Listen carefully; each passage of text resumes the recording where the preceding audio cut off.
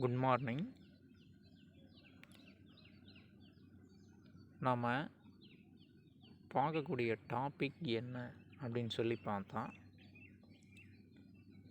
மேலாண்மை தத்துவங்கள் பார்க்குறோம். சரிங்களா? இந்த மேலாண்மை தத்துவத்தில் எதை பற்றி சொல்லியிருக்கு அப்படின்னு சொல்லி பார்த்தோம்னா,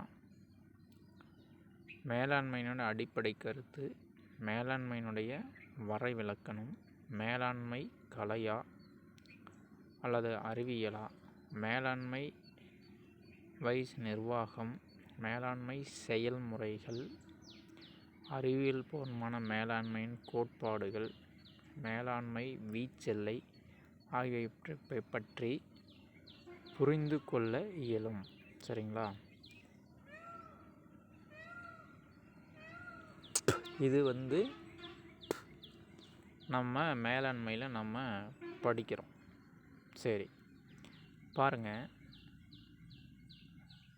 மேலாண்மை என்னன்னு நம்ம பார்த்துடலாம். நமது அன்றாட வாழ்க்கையில் மேலாண்மை என்பது மிக மிக முக்கியத்துவம் வாய்ந்த பகுதியாகும்.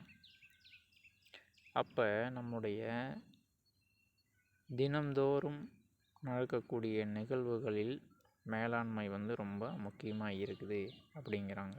சரிங்களா? நம்ம ஒவ்வொரு நாளும் மேலாண்மையை பயன்படுத்தி தான் வாழ்ந்துக்கிட்டு இருக்கிறோம். சரியா? இதனுடைய மீனிங் தான். சரியா? சரி, நடைமுறையில் நமது அனைத்து முயற்சிகளிலும் செயல்பாடுகளிலும் மேலாண்மையின் பங்கு உள்ளது.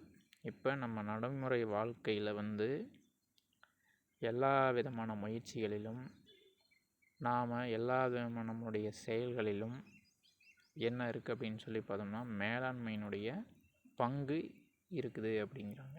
சரி, நாம் விளையாட்டு திடலில் இருந்தாலும், நூலகத்தில் இருந்தாலும், வகுப்பறையில் இருந்தாலும், அல்லது விடுதியில் இருந்தாலும், அல்லது எங்கு இருந்தாலும் நமது பல்வேறு செயல்களை திட்டமிட்டு அவற்றை முறையாக நடைமுறைப்படுத்தி நோக்கங்களை நிறைவேற்றி விரும்பத்தக்க இலக்குகளை எட்டுவதில் மேலாண்மையின் பங்கு அளப்பரியதுங்கிறான். அப்போ நம்ம எந்த இடத்துல இருந்தாலும் அதை திட்டமிட்டு செயல்படுத்தணும்னா அது ஒரு இலக்கை அடைவது தான் மேலாண்மையினுடைய முக்கியத்துவம் அப்படின்னு சொல்லி சொல்கிறாங்க.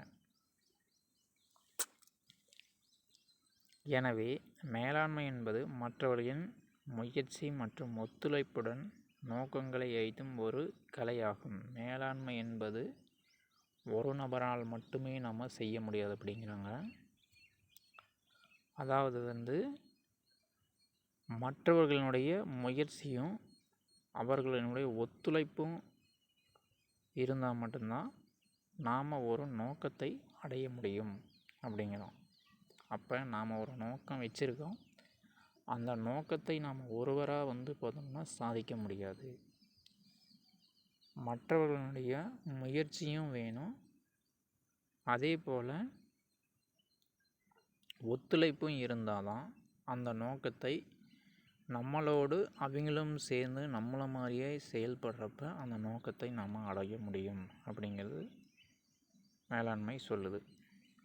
சரி, வியாபாரத்தின் எதிர்காலத்தை தீர்மானிப்பதற்கும் மேலாண்மை செயல்முறைகள் உதவுகிறது. அப்போ இங்கே என்ன சொல்கிறாங்க அப்படின்னா, வியாபாரத்தினுடைய எதிர்காலத்தை தீர்மானிப்பது பார்த்தோம்னா மேலாண்மையுடைய செயல்முறை உதவுது நமக்கு அப்படின்னு சொல்லியிருக்காங்க. ஒரு நிறுவனத்தின் வெற்றியை அல்லது ஒரு தனி மனிதனின் வெற்றியை அவர்களின் பணிகளும் கடமைகளும் பொறுப்புகளுமே தீர்மானிக்கிறது. ஒரு நிறுவனத்தினுடைய வெற்றியாகலாம் அல்லது ஒரு தனி மனிதனுடைய வெற்றியாக இருக்கலாம். இதில் பார்த்தோம்னா அவர்களின் பணிகளும் கடமைகளும் பொறுப்புகளுமே அந்த வெற்றியை தீர்மானிக்குது அப்படிங்கிறாங்க. உலகின் எப்பகுதியிலும் நிறுவன அமைப்பின் வாழ்வில் மேலாண்மையே அனைத்தையும் விட மிக முக்கியமானதாகும்.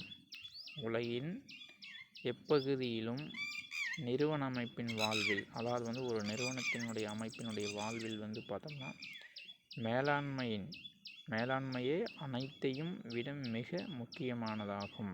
அப்போ மேலாண்மை தான் ஒரு நிறுவனத்துக்கு மிக முக்கியமானது அப்படின்னு சொல்கிறாங்க. இது ஒரு உலகளவிய கருத்தாகும்.